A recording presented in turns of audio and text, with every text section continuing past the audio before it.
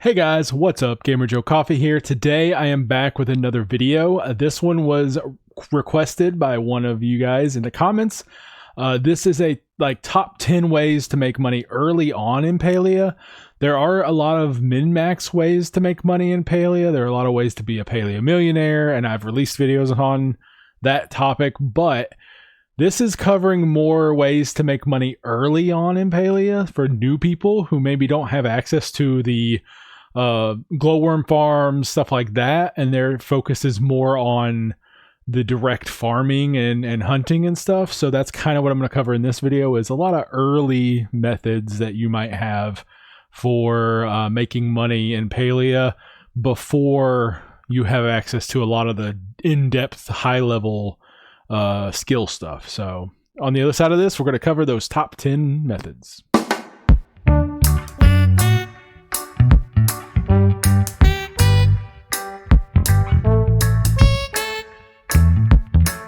Okay guys, so number 10, forage everything.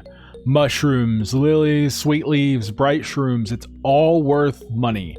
Some of them are used for recipes to craft things to hunt with. For instance, the bright shrooms are used to make the fancy magical arrows. Mushrooms you can use to cook to increase your level and get to that point where you can access the better mechanics and stuff that make you more money, like the glowworm farms. Growing your garden, stuff like that requires you to level up a little bit more.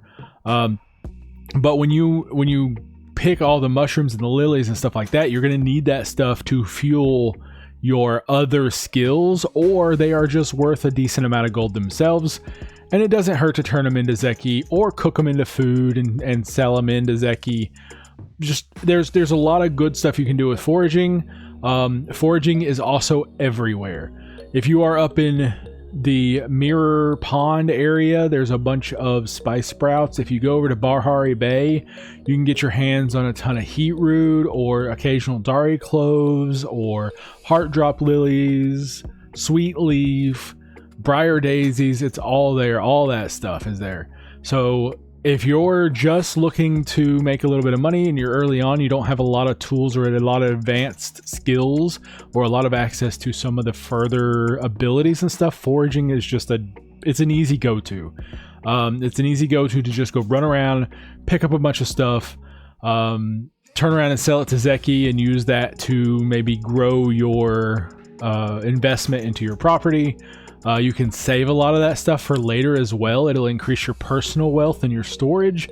While it might not necessarily give you money that you need to spend and buy other stuff, it will prevent you from having to spend money for tools and equipment and stuff like that later on, which is good. There are kind of two thoughts to this. There's the actual gold cash in the game, and then there's the wealth that you have in the game, and the wealth is kind of more in your overall storage items and stuff like that, as well as your buildings and any start items you may have placed on your property, which is a good tip to store things. All that is considered, as for me, as part of your wealth, while it's not necessarily part of your like liquid cash. So when you have a lot of good wealth, when it comes to that, you can make bigger and better, items, or save you money in the long run. Like with say, for instance, you want to go do some cooking, you got stuff ready because your wealth is there. If you want to make arrows, it saves you money as opposed to buying them. There's just a lot of different benefits to increasing your storage and your wealth of items in Palia. And foraging is at the heart of that and at the very beginning of that, because it doesn't require any tools or any repairs or any upgrades. It's just a very basic starter way to make a bunch of money. And that's why it's number 10 on our list. Number 9 on our list. Number 9 is fishing. So there are hotspots for fishing. Fishing is really, really good, but it is ideal if you can find a way to target the little sparkly hotspots and get more money out of those starred quality fish. It is just super, super beneficial if you focus on those if you can. Now, that being said, it is super handy if you have people with you. With all of these tips, it is much better in a group. You have an increased chance of extra loot. You have fishing, especially, is so much better with friends. For foraging, you get that extra loot, but for fishing, it also increases your speed at which the fish will bite. So not only do you have the chance to get extra loot, but you also have the increased speed of the fish biting, and you can reel more in per hour that way. Now, some of the areas that are best for fishing in my experience, if you have friends with you, the coast of Bahari Bay is really good. You can run up and down that coast and hit a lot of different star spots over and over and over again, and that is super, super handy, especially if you have friends with you who can help keep that buff going and increase your chance for double loot. On the other hand, if you don't have a whole lot of friends online at the moment, or let's say you're new to Palia and you don't have friends made yet, but you're working on it, go to the underground. You can access the underground if you're brand new by going through the sewer entrance on the far southwest side of the island on the bottom of that big mountain near the coast. There is an entrance there, and if you go there, there is a little pond, like a little watering hole in the center underneath in the underground. You can fish there, and there are star spots there, but the good thing is, if you don't have people with you, people are almost always in the underground fishing, which makes it so handy if you're just trying to like go fish a bunch and maybe level up your fishing or grind a little bit of money. That hot spot right there in the underground is absolutely fantastic and almost unbeatable unless you have friends with you, because there are always people there, and you can always get that speed buff because you don't have to be in a party with them. They just have to be physically around you. So that is a super good location for new people who are just fishing to earn some money or fishing to level up their fishing. The underground is super awesome. It probably wouldn't hurt to get you some little bit of fishing food if you can afford it and buff your fishing a little bit, but then hit that underground with the other people fishing there, and man, you're just gonna kill it. You're gonna make so much money, and you're gonna pull in so many fish. It's absolutely a fantastic location. Mining. Number 8 is mining. Mining is a good way to make money early on, especially if as a new player, you don't have necessarily access to the higher tier stuff in Bahari Bay or in the Elderwood. Your tools aren't upgraded enough. There is a very simple loop in Kilima. If you follow the area around Fisherman's Lagoon and you kind of loop around that area a little bit, you can kind of find yourself a little route. But the Fisherman's Lagoon area has a lot of good copper and silver mixture in that area. It is also good to level up your mining, which is super handy.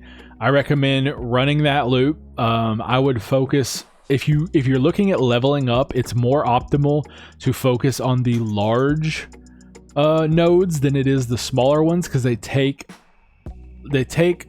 a little bit longer, but they're worth a lot more as far as XP wise. Especially the stone ones. If you're just pure grinding, the large stone nodes are a cool like little XP boost, so don't ignore them.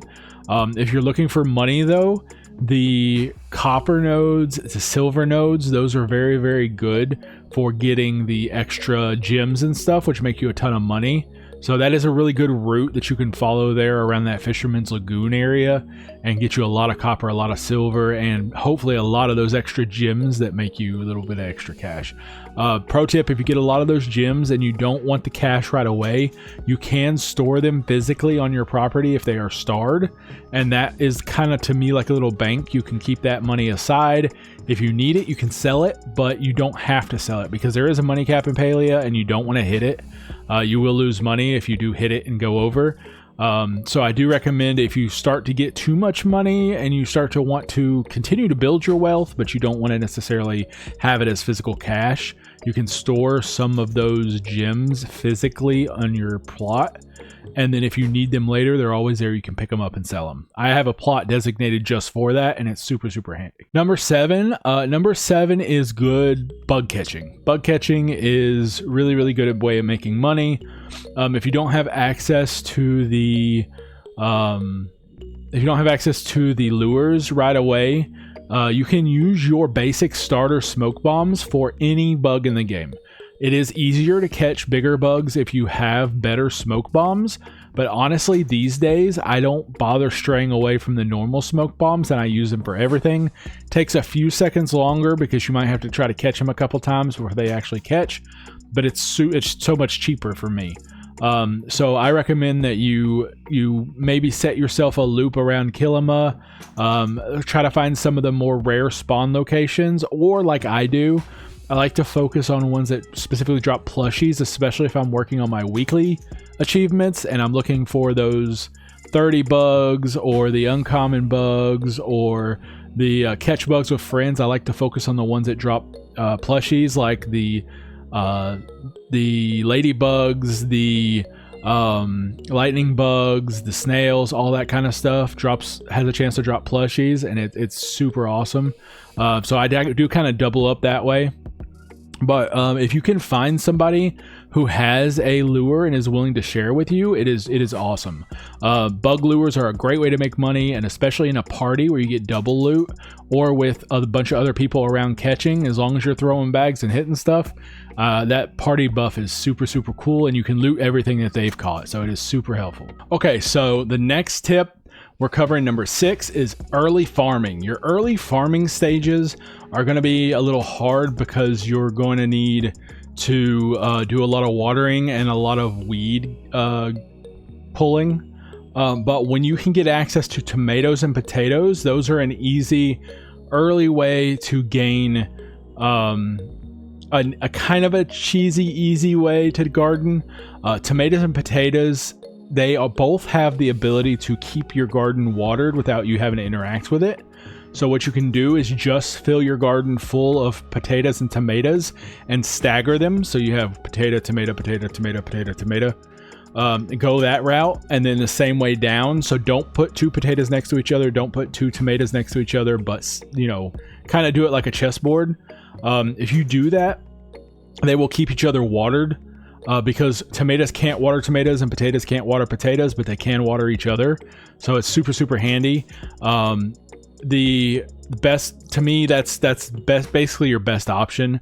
You occasionally have to weed, but you shouldn't have to water a whole lot at all.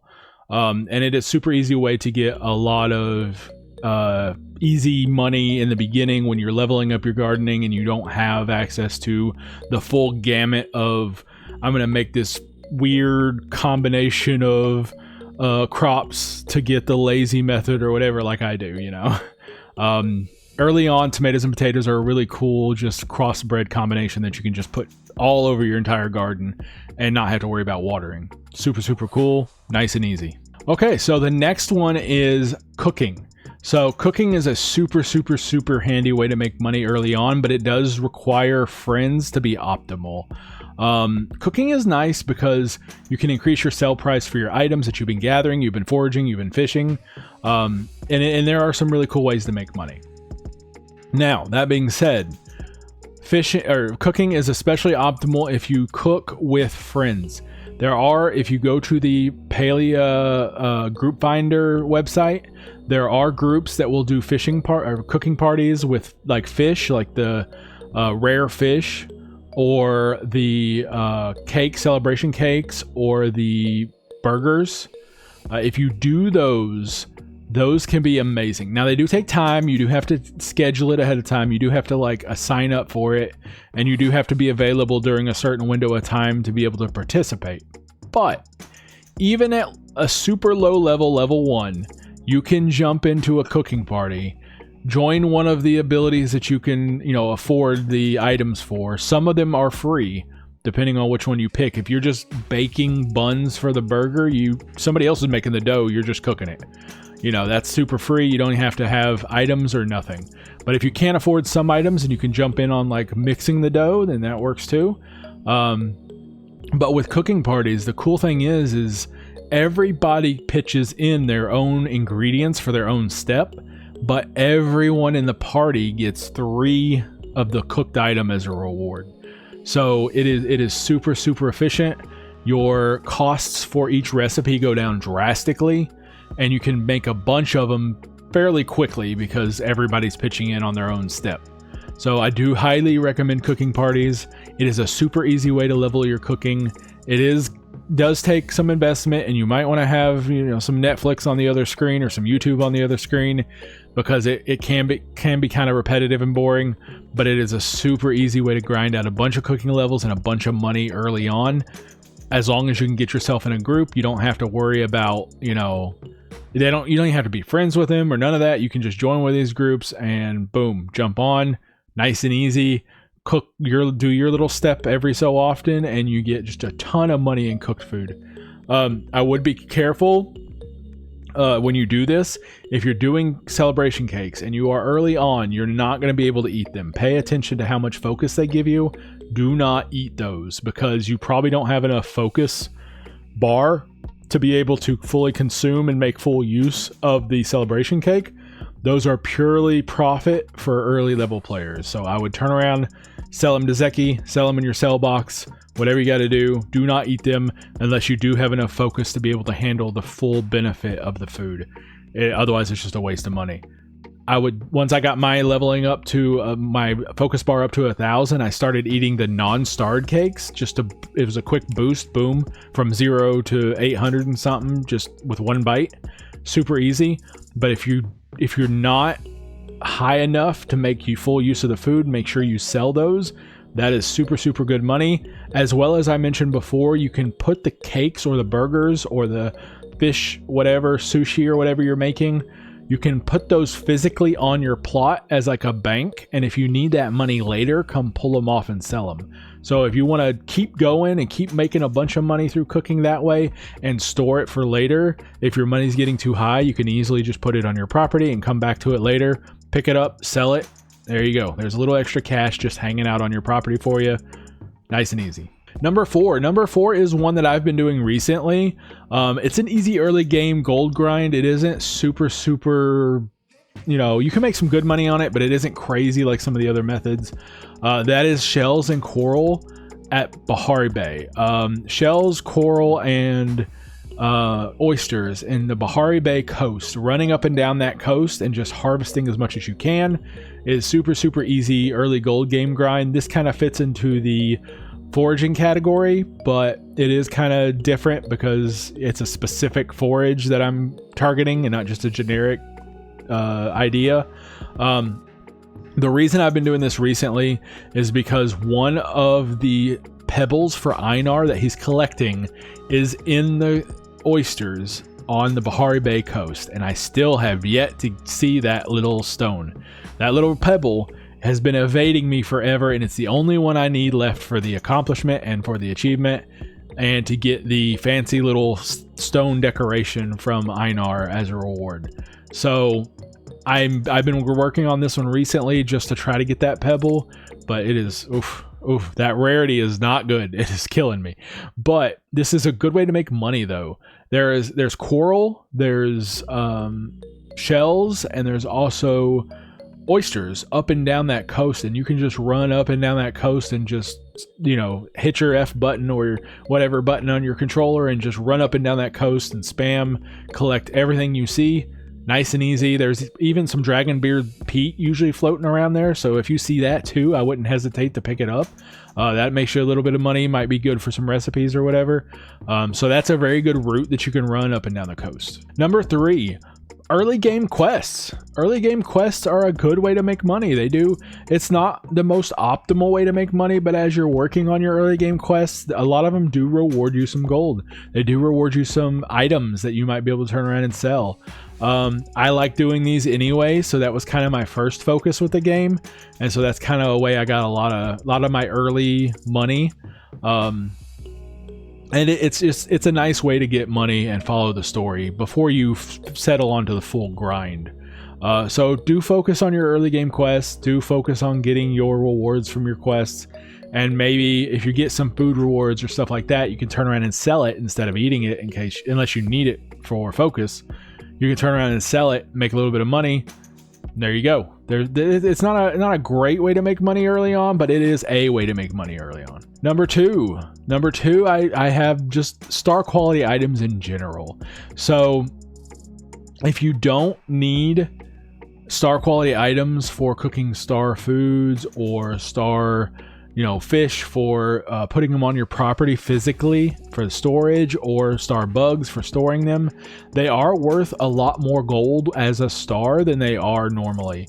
So even sometimes when I'm running around and I don't, and I'm not even hunting, I'm not even trying to get money, I'm just going around doing quests, I tend to collect star quality bugs and stuff like that no matter what, because if I see them and they've got that little white glow around them, like they're lit up, that is worth money. It's always worth money. So I always try to pick those up. They're always worth more than the base value bug or fish or whatever.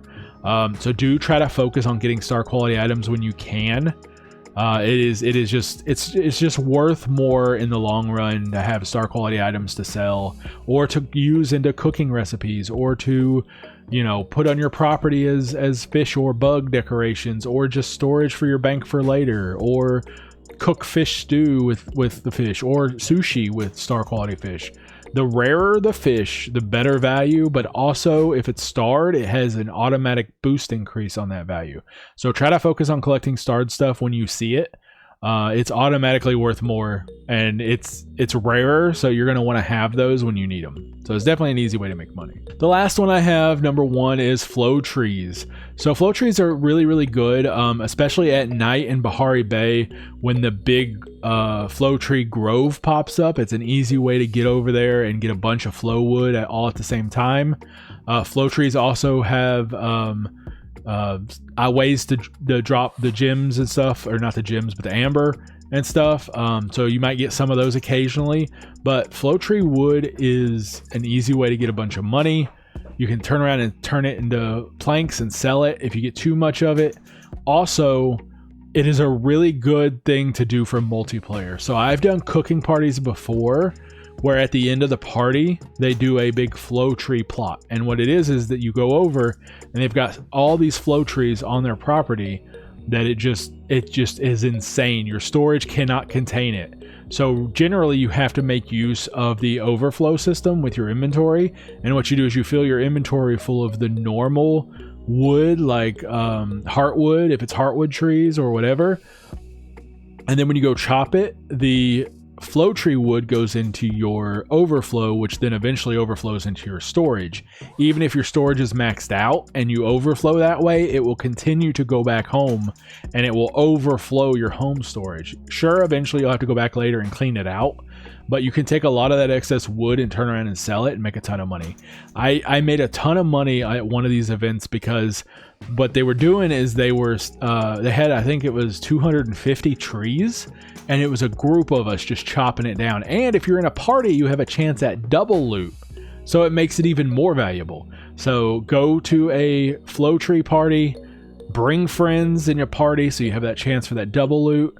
It is super easy, super easy. There is a good way to make money normally with flow trees through the groves and stuff like that, or picking it when you see it in Bahari Bay. But definitely flow tree parties are absolutely insane.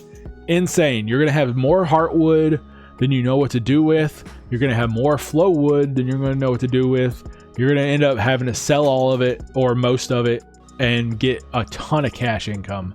It is a super, super easy way to get money, especially when you find those people who have dedicated their plot to growing a bunch of them just to give it out to the community, which is just super cool. Just super, super cool. So I do recommend doing those. Tip, if you are doing those, there is a little bit of a tip. Make sure your axe is fully repaired. I have been to, I don't know how many flow tree properties where people have broken their axe because there's just so much wood that if you're not fully repaired when you go in, there is a chance you will break your axe because you just use it so much throughout the process. Yeah, it is super cool, super cool. And for those, all you have to do really is hit it once, and then the group chops it down. And as long as you've touched it, before everybody chops it down, you get the full loot. And it's just, oh, it's super, super nice, super, super easy way to get a ton of money. Someone else had made that investment, and it's super nice of them, so make sure you thank them. But it's an easy way to get money early on without having to have a whole lot other than access to somebody who has the flow wood to share with you. It's just super nice.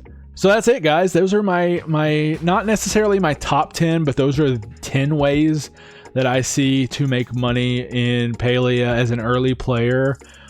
This was an interesting way to look at it. I'm so far into the game at this point that I'm trying to go back to when I was an early player and what things I had access to and what things I didn't and how I made money that way.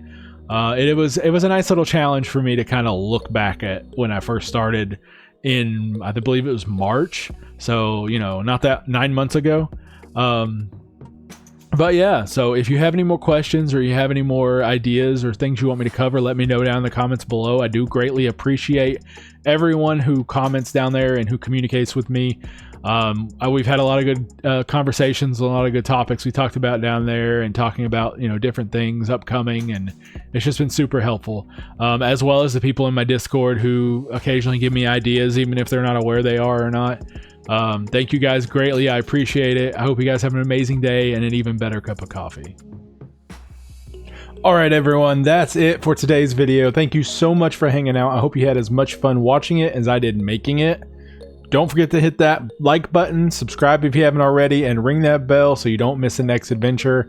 I'd love to chat with you guys down in the comments. If you have any comments or questions, hit me up down there. One last thing before I go. A little bit of a dad joke for you. I know. Why don't coffee beans ever get in trouble? Because they know how to espresso themselves without causing a stir. Okay. That's enough pun for one day. Stay caffeinated, stay awesome. Hope you guys have an amazing day and an even better cup of coffee. I'll see you guys next time.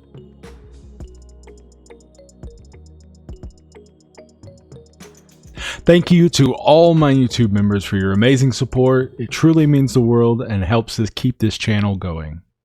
I really do appreciate it.